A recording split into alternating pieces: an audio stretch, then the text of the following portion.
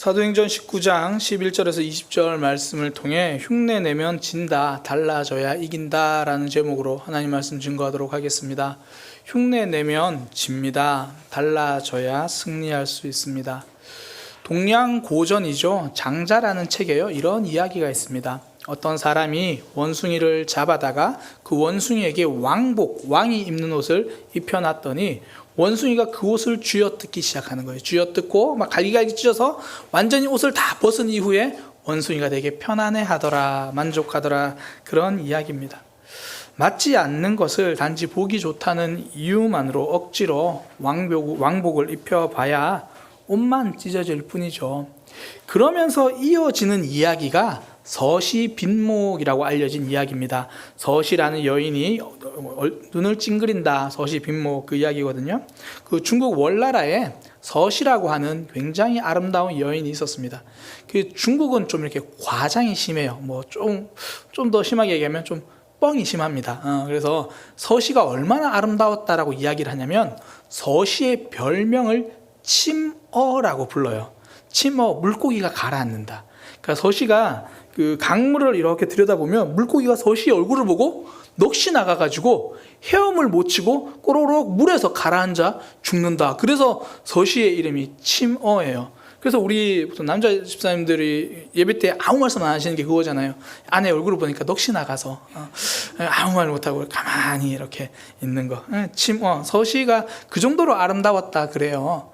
그래서 서시가 어느 날 이제 자기가 가슴이 좀 아파가지고 통증이 있어가지고 얼굴을 찡그립니다. 그러니까 눈을 찡그리는 거죠. 막 이렇게 찡그리니까 옆에 동네 아낙들이 보니까 서시가 얼굴을 찡그리는 너무 이쁜 거예요. 그래서 본인들도 이제 집에 와서 얼굴을 찡그리기 시작합니다. 얼굴을 막 찡그리니까 동네 남자들이 다 도망갔더라. 이제 그게 서시빈목의 이야기입니다.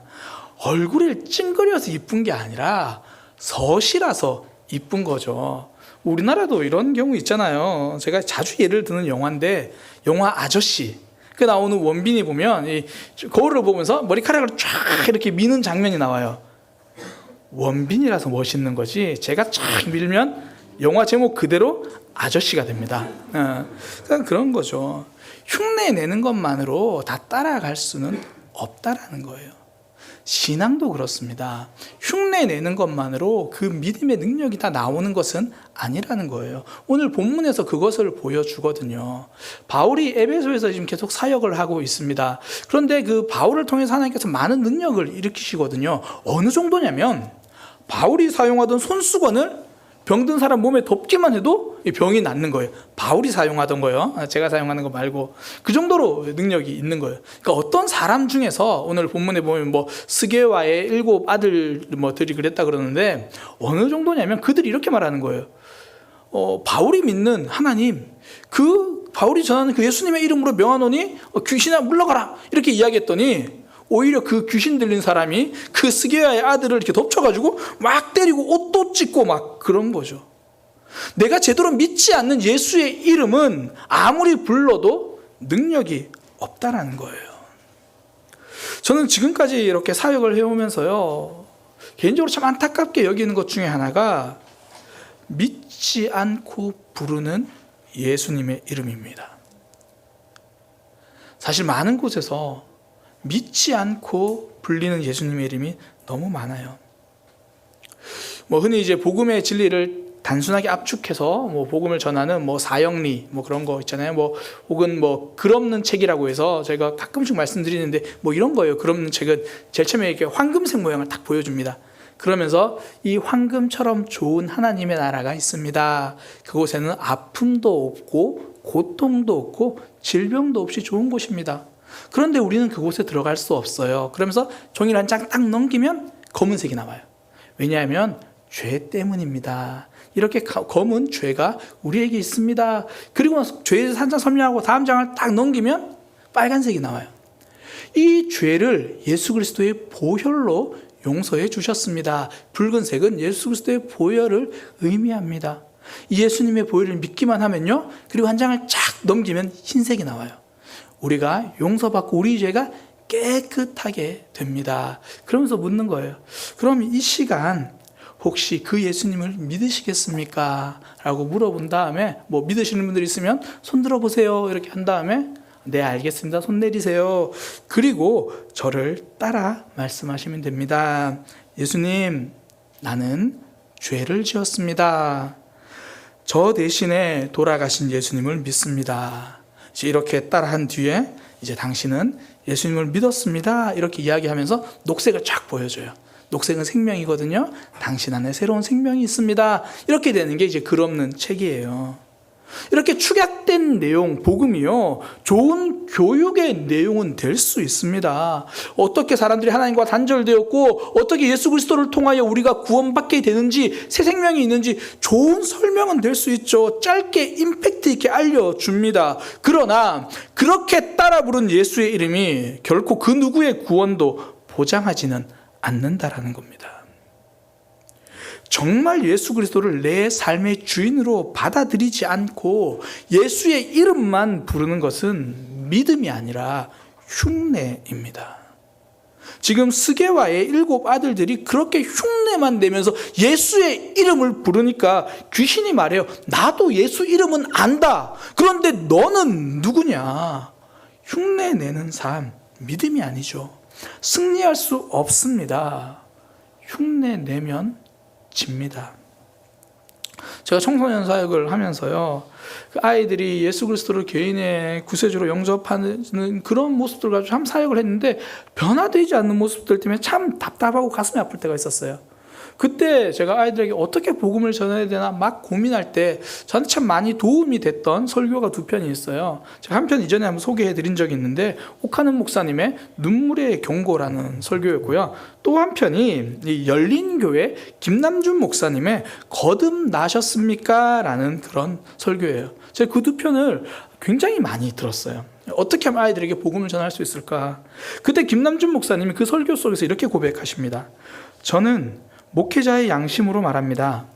제가 만나본 이들 중에 교회는 나오지만 그들의 거듭남이 믿어지지 않는 사람들을 여러 번 만났습니다. 저는 그 김남준 목사님의 용기 있는 고백이 참 반갑더라고요.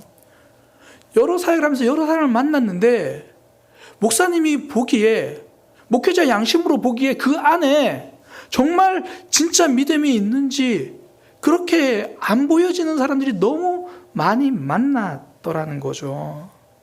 흉내만 내고 있는 이들에게 흉내 내지 말라고 말해주는 말씀이잖아요. 정말 귀한 말씀이기도 하지만 정말 희귀한 말씀이기도 합니다. 마땅히 들어야 되는데 흉내내는 신앙, 흉내내지 말라고 말해줘야 되거든요. 그렇지 않으면 흉내만 내는 신앙은요, 오히려 복음의 걸림돌이 됩니다. 오늘 본문에 보세요. 스게와의 아들뿐 아니라 그렇게 좀 예수님의 이름만 불렀던 사람들이 좀 있었던 것 같아요. 13절에 보면 돌아다니며 마술하는 어떤 유대인들이 시험 삼아 악귀 들린 자들에게 주 예수의 이름을 불러 말하되 뭐 그렇게 했대요. 그러니까 단지 예수님의 이름을 믿지 않고 부르기만 하는 사람들이 있었다라는 거죠. 목사님, 저도 전도하기 힘든데 그렇게라도 예수님의 이름 소개해 주니까 얼마나 반갑습니까? 그렇지 않아요. 그들 때문에 많은 사람들이 이렇게 생각했을 겁니다. 예수님의 이름 별거 없네. 예수님의 이름 귀신도 쫓아내지 못하네. 그 이름 어디다 쓰겠어? 사람들이 이럴 수 있다는 거죠. 죽음도 이기신 예수님의 이름이 모든 죄를 용서해 주신 십자가의 보혈이 능력 없는 걸로 오해받기 시작합니다. 어설픈 흉내가 오히려 복음의 걸림돌이 되기 시작하는 거예요. 명품 회사들은요, 짝퉁을 그냥 두지 않습니다. 가차없이 대응해요. 혹시 그 치킨 브랜드 중에 프라닭이라고 아세요? 장안당에도 있던데 프라닭 가끔씩 저도 시켜 먹는 브랜드입니다. 그 프라닭이 이 프라다라고 하는 소위 이제 명품 브랜드를 이렇게 패러디한 거잖아요. 다행히 프라다에서는 그 프라닭을 그렇게 소송을 걸진 않았습니다. 그런데요, 다른 여러 브랜드는 대부분 소송을 걸었다는 거예요. 2015년도에 경기도 양평에서요, 한 개인 치킨집 사장님이 간판을 이렇게 걸었습니다. 루이비통 닭. 루이비통 닭을 걸었고, 뭐 실제로 이제 뭐 치킨 포장지나 비닐 등에 이제 루이비통 고유 문양을 살짝 패러디해서 쫙 새겼어요. 프랑스에서 소송이 걸렸습니다. 프랑스 루이비통에서 루이비통닭 대상으로 영업 금지 가처분 신청을 냈고요. 법원에서 최종 결말이 나기 전까지 포장지, 간판, 광고 등 문제가 되는 로고를 사용하게 되면 하루에 50만 원씩 지급하라고 일단 결정이 냈어요. 근데 제 생각에는 그 사장님이 좀 오기가 생겼던 것 같아요. 그래서 그 앞에다가 영어로 CHL을 붙였어요. 그래서 차 루이비통닭. 그랬더니 프랑스에서 다시 소송을 겁니다. 결국 판결이 났고요. 1,450만 원은 배상하라는 판결이 났습니다. 막상 제가 이런 걸 찾아보니까요, 이런 사례가 굉장히 많아요. 2010년도에는 영국 버버리 있잖아요. 버버리에서 서울에 있는 작은 곳이에요. 버버리 노래방에다가 소송을 걸었고요. 250만 원을 배상해 줬습니다. 샤넬 역시 샤넬 마사지라는 상호를 사용하는 마사지 업체를 상대로 손해배상 판결을 결국 났습니다. 그들이요, 소상공인들을 괴롭히려고 그러는 게 아니고 사소하게 여길 수 있는 패러디지만 자기 브랜드 이미지에 걸림돌이 된다고 생각을 하는 거예요. 교회 역사는요, 사실 짝퉁과의 전쟁의 역사입니다. 프랑스 신학자인데요, 자크 엘룰이라는 신학자가 이렇게 이야기했어요. 초기 교회에 위협이 된 것은 박해가 아니라 집단 개종이다. 그러니까 이제 4세기에 로마 황제가 예수님을 믿게 되거든요. 이제 회심했다고 해도 그가 회심을 하니까 어떤 역사가 일어나냐면, 황자가 회심하니까요, 밑에 있는 관리들이 전부 다 그날부로 저 기독교요, 이렇게 말을 해버린 거예요. 근데 이게 로마에서만 일어난 일이 아니라 로마의 점령지들마다 왕이 회심을 하면 그 나라 전체가 집단 개종을 합니다. 그러니까 종교를 바꾸는 거예요. 기독교. 그리고 어떤 한 부족을 점령하면 그 부족장이 회심을 하면 그 부족 전체가 복음을 한 번도 안 들어봐도 이제 우리는 기독교 집단 개종이 돼버리는 거예요. 그리고 나서는 그들을 쭉 세워놓고 그냥 물을 쫙 뿌리고 세례하고 당신들은 지금부터 하나님의 백성입니다, 이렇게 이야기를 하는 거죠. 그들 입장에서는 내가 한 게 아무것도 없고 예수가 누군지도 모르는데 단지 물 한 번 뿌려줬다고 내가 하나님의 백성이 되었나? 삶이 달라질 이유도 없고 삶이 달라질 수도 없는 거예요. 그러니까 주일에 이제 교회 가라고 해서 교회 가서 설교를 듣는데 부담스럽기만 한 거예요. 내가 왜 이렇게 살아야 되나? 그러니까 적당히 타협하고 흉내내고 있는 거죠. 그런 그들의 모습을 보고 다른 사람들이 이러는 거죠. 기독교인들이 왜 저래? 삶이 달라지지 않고 그냥 하나님의 백성이라고 그렇게 흉내내는 사람들에게 당신은 크리스찬입니다라고 이야기하니까 크리스찬들은 원래 저렇게 사나? 사람들이 오해하기 시작하는 거죠. 중세예요. 각 동네마다 교회가 있었지만 도덕적으로 타락했던 이유가 바로 여기 있습니다. 여기에서 반발해서 나온 게 종교개혁이에요. 짝퉁과의 전쟁을 하겠다라는 겁니다. 이 짝퉁, 흉내내기 때문에 지금 우리 한국 교회가 얼마나 피해를 보고 있습니까? 그 피해를 지금 고스란히 보고 있잖아요. 1900년대 초반에 처음 복음이 들어왔을 때요, 그 당시에는 이제 야소교라고 불렀거든요. 예수님을 이렇게 해서 야소교. 저는 야소교인입니다, 이 말은요, 저는 야소교인입니다 그러면 상대방은 어떻게 받으냐면, 와, 정직한 사람이군요, 이렇게 받아들였어요. 오늘날 밖에 가서요, 저 교회 다닙니다 그러면요, 이기적인 사람이군요, 이렇게 사람들이 받아들입니다. 짝퉁이 섞여 있으니 진품이 욕을 먹는 거예요. 민수기에 보면 이스라엘 백성들이 만나를 가지고 불평하는 장면이 나와요.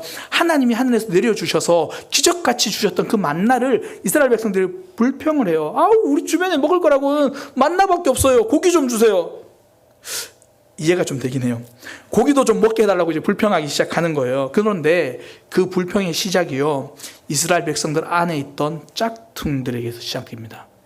민수기 11장 4절, 그들 중에 섞여 사는 다른 인종들이 탐욕을 품음에 이스라엘 자손도 다시 울며 이르되 누가 우리에게 고기를 주어 먹게 하랴. 하나님을 따르는 것 같지만 실상은 그렇지 않았던 다른 민족, 섞여 있었던 그들 때문에 지금 전체가 영향을 받는 거예요. 흉내내는 삶은 살리는 힘이 없습니다.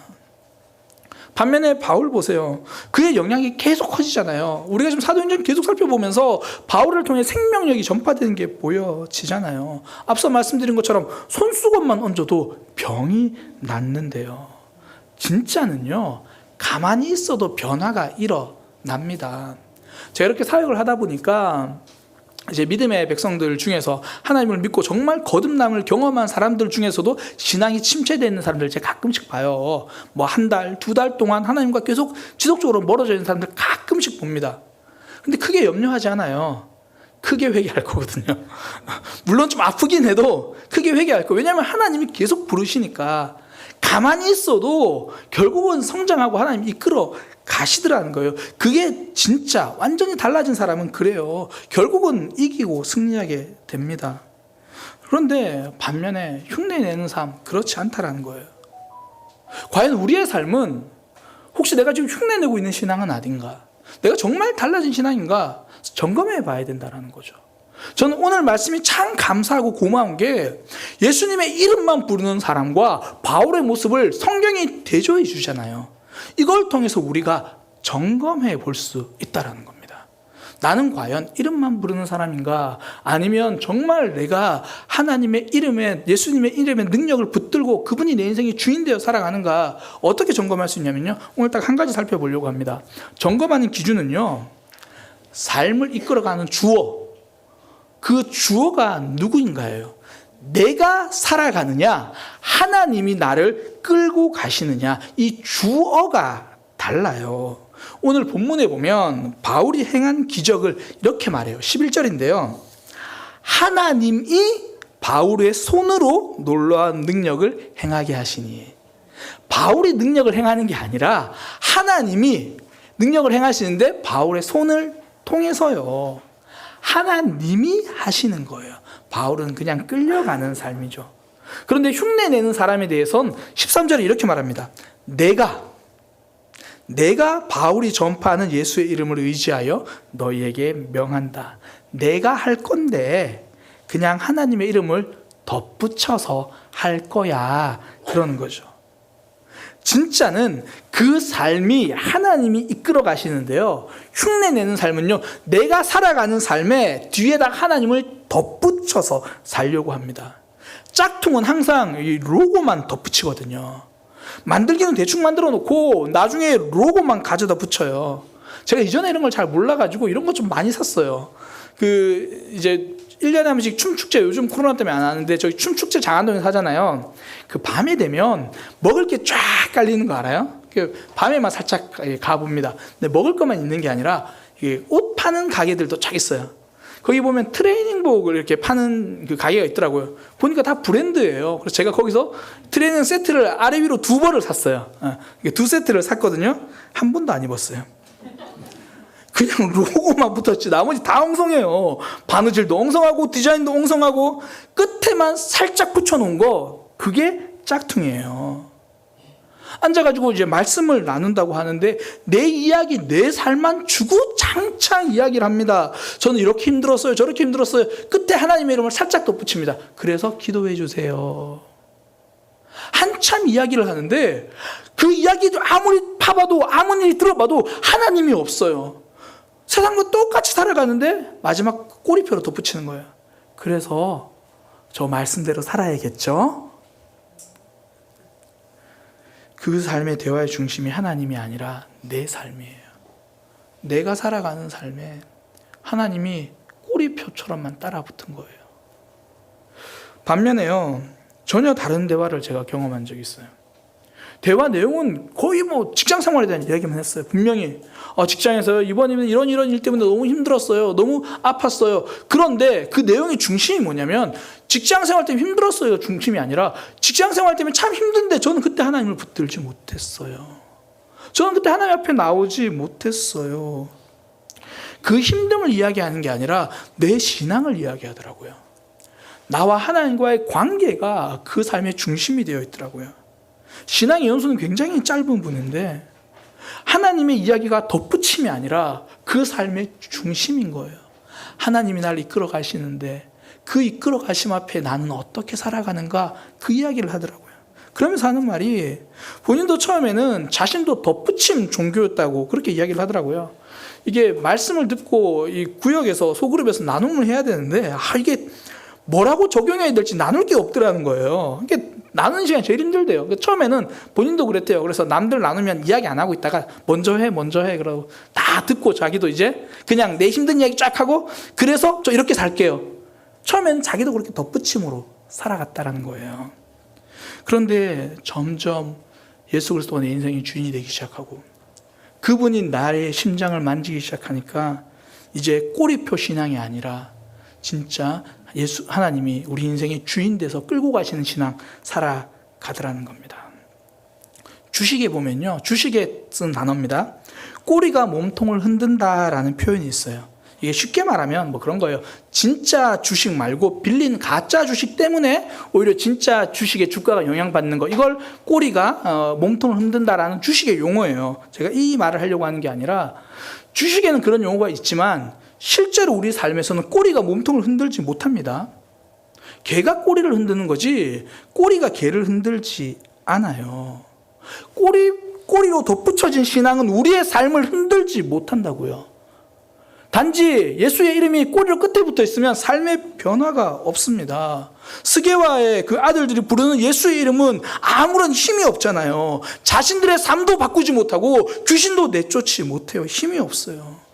근데 바울의 삶은 어떻습니까? 그의 삶도 뒤집어 놓았지만 바울이 만난 사람들의 삶도 뒤집어지기 시작하는 거죠.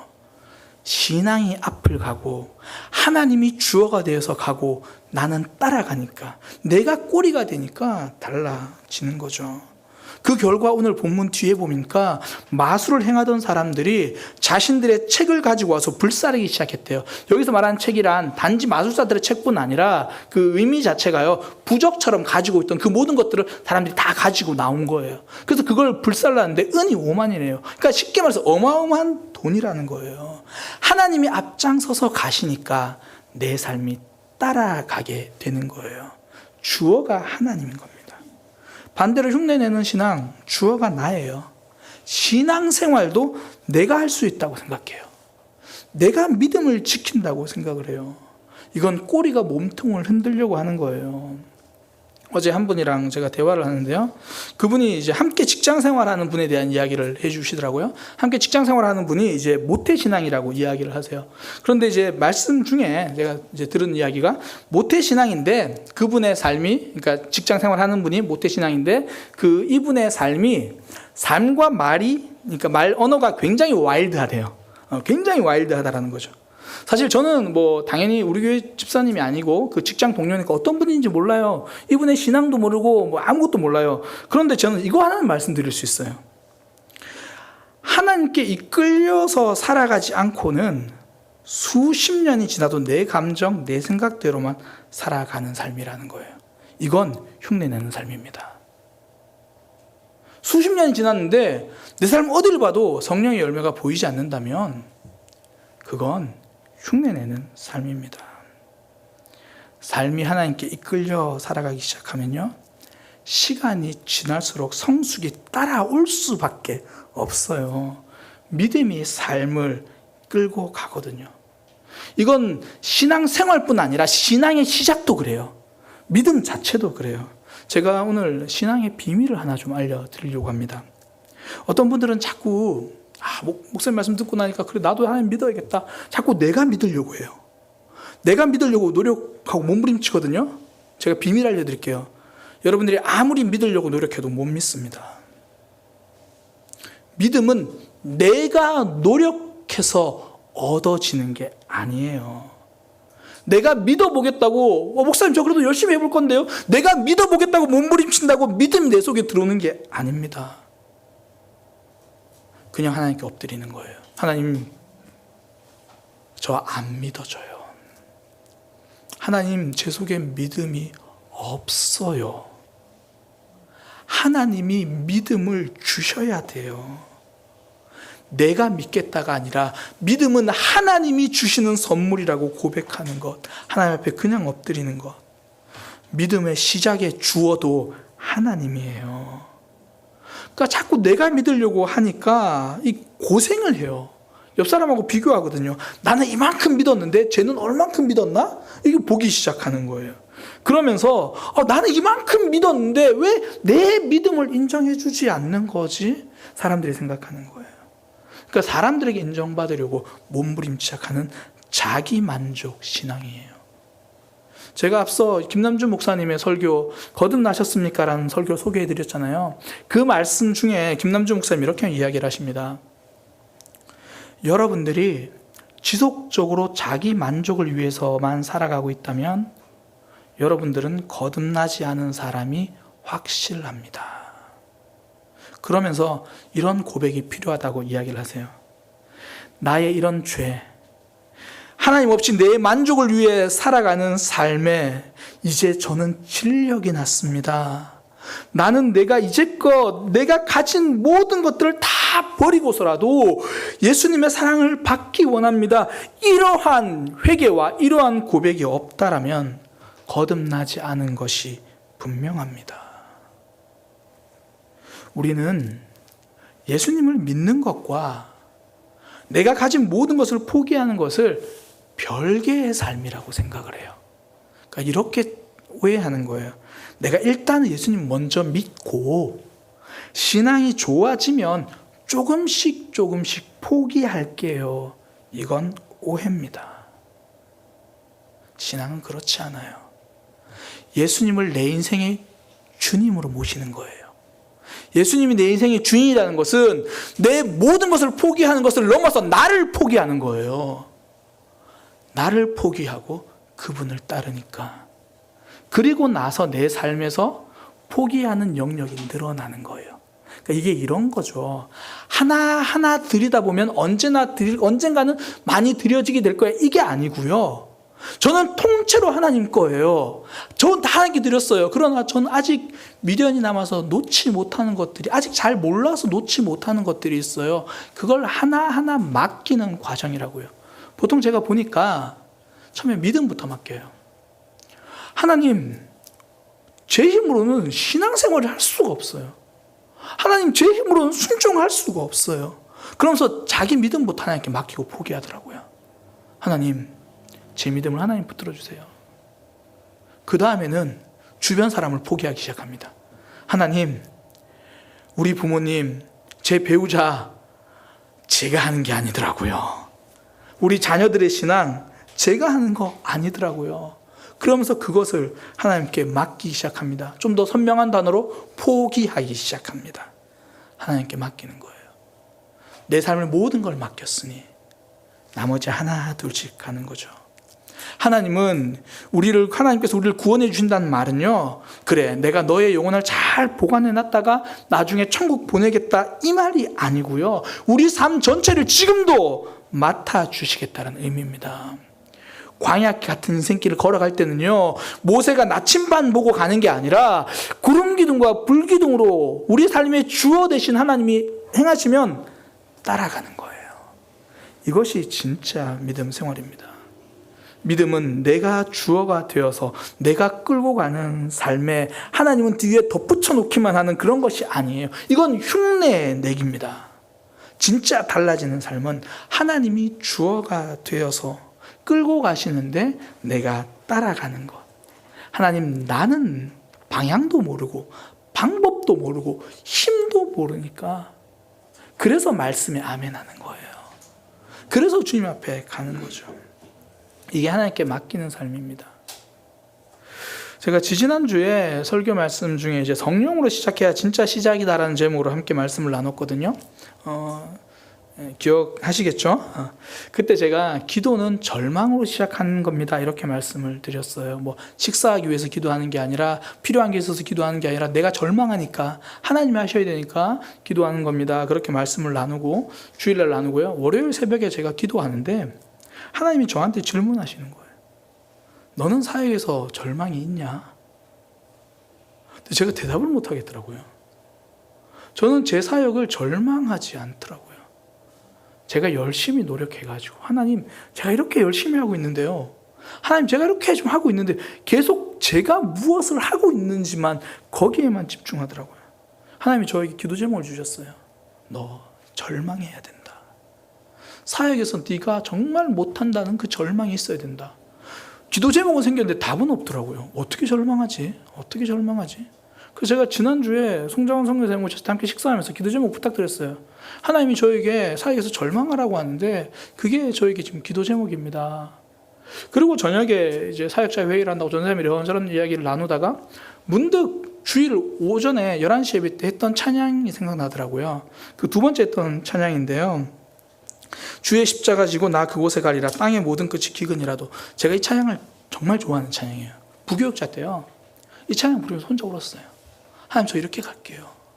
주의 십자가 그 땅에 꽂으며 주의 이름으로 침례를 주고 내가 살아도 주를 위해 살고 죽어도 주를 위해 살겠다고 그렇게 뜨겁게 불렀던 찬양인데 지금 제 사역은 흉내내는 사역이더라고요.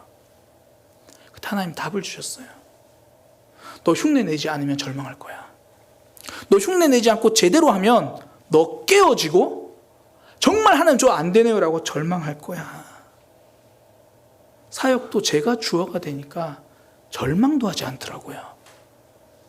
그래서 제가 지금까지 적당히 하려고 하던 그런 건 내려놓고 하나님 앞에 다짐해 보는 거예요. 하나님, 사역을 흉내내지 않겠습니다. 적당히 해놓고 최선이라고 숨는 것이 아니라 할 수 있는 데까지 하고 내 힘으로 안 된다는 걸 좀 뼈저리게 느끼는 절망을 제가 이제 해볼게요. 제 기도 부탁드립니다. 제 기도 제목이에요. 제가 남은 올 한 해 동안 정말 하나님이 책임지신다 생각하고 그냥 깨어져 보려고요. 그리고 내년 한 해 정말 그냥 깨어져 보려고요. 주의 십자가 그 땅에 꽂으며 주의 이름으로 침례를 주고 내가 살아도 주를 위한 것이고 죽어도 죽을 위한 것이고 다른 거 보지 않고 쉽게 말해서 내가 깨어지든지 세상이 깨어지든지 제가 깨어지겠죠. 그 절망 속에서 하나님이 일하시겠죠. 저는 우리 모두가 그런 삶이 되기를 소망합니다. 내가 할 수 있는 것만 적당히 흉내내는 신앙이 아니라 날 이끌어 가시는 진짜 신앙. 그때 필요한 게 절망이면 절망하십시오. 그때 필요한 게 맡김이면 맡기십시오. 그때 해야 되는 게 포기면 포기하십시오. 그리고 하나님이 일하실 겁니다.